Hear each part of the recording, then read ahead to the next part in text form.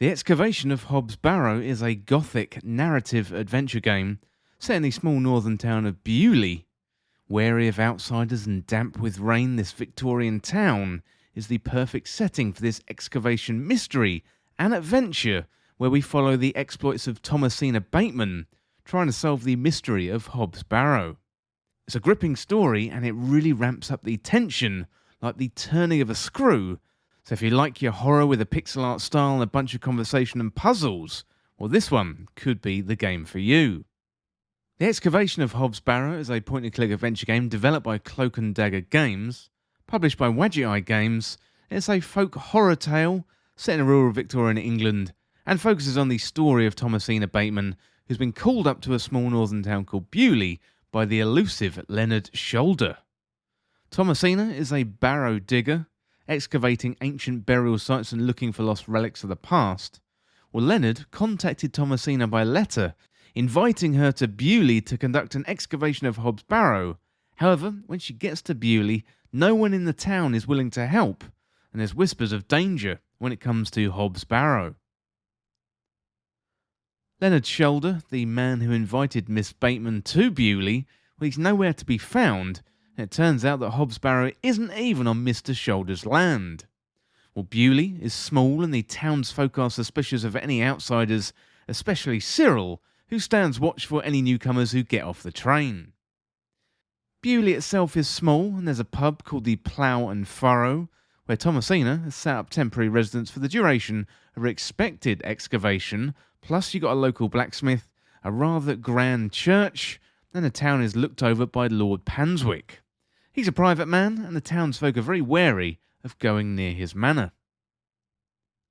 Well, Thomasina has ventured ahead of her assistant, who's due in Bewley the next day with her excavation equipment, so she sets off about town trying to find Leonard Shoulder, who's promised her more details about Hobbs Barrow. Well, unfortunately, Thomasina can't find Leonard anywhere, and when questioning the townsfolk, no one appears to have seen him for a long time. Leonard lives out there on the moors and she checks out his house with a local vicar, but again, we can't find Leonard anywhere, so Thomasina attempts to solve the mysteries of Hobbs Barrow by herself. Well, this one is a classic point-and-click adventure game. It's got great characters, a really interesting story, and it managed to hook me very, very quickly. Plus, it's got great pixel art graphics.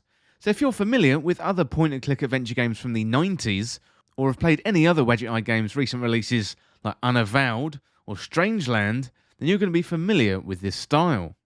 So one of the nice features here is you often get close-ups of characters' faces, which are very detailed and often harrowing illustrations of those characters.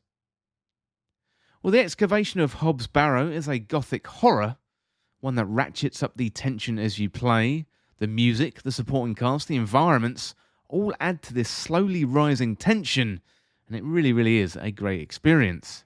The game is split into various days. We've got a set number of tasks to do per day, and when you move along to the next day, the characters reset themselves in new configurations, new locations, and new conversations to keep the game moving and mixing things up nicely. So this is a game all about talking to the characters, getting to know them, cross-referencing details from one character to another, and uncovering new dialogue choices. There's various items to collect and store in your inventory, which can then be used to help solve puzzles or trade with various characters to help you move on to the next step.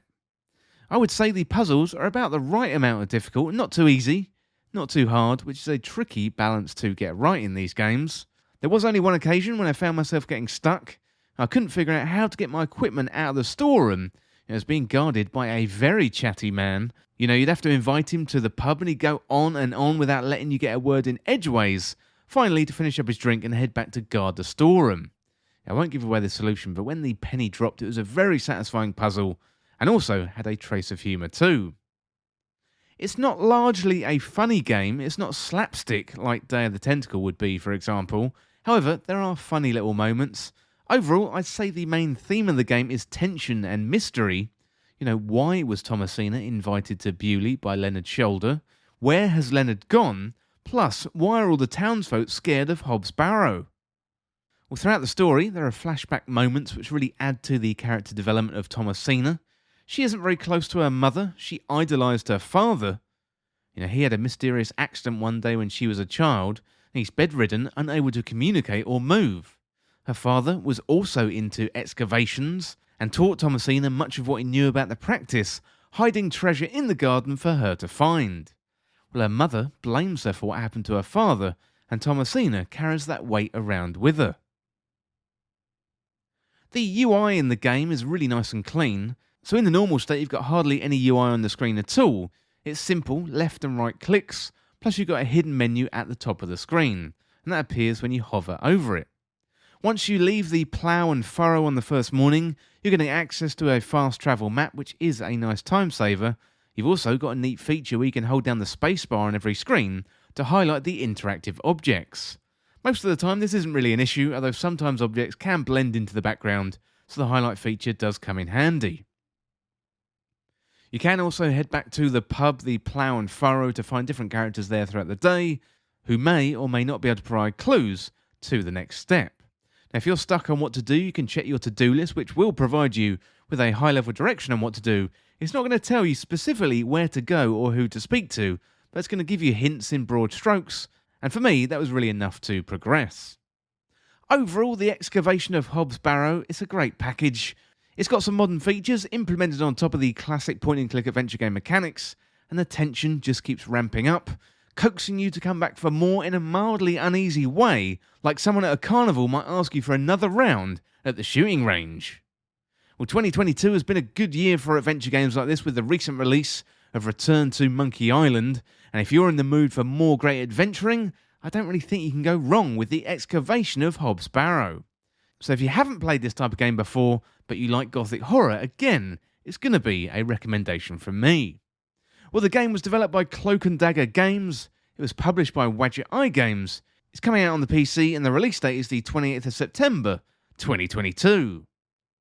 And also, I'd like to thank the publisher for providing a review copy of the game. Well, thank you very much, and all of you out there, I really hope you enjoy the Excavation of Hobbs Barrow.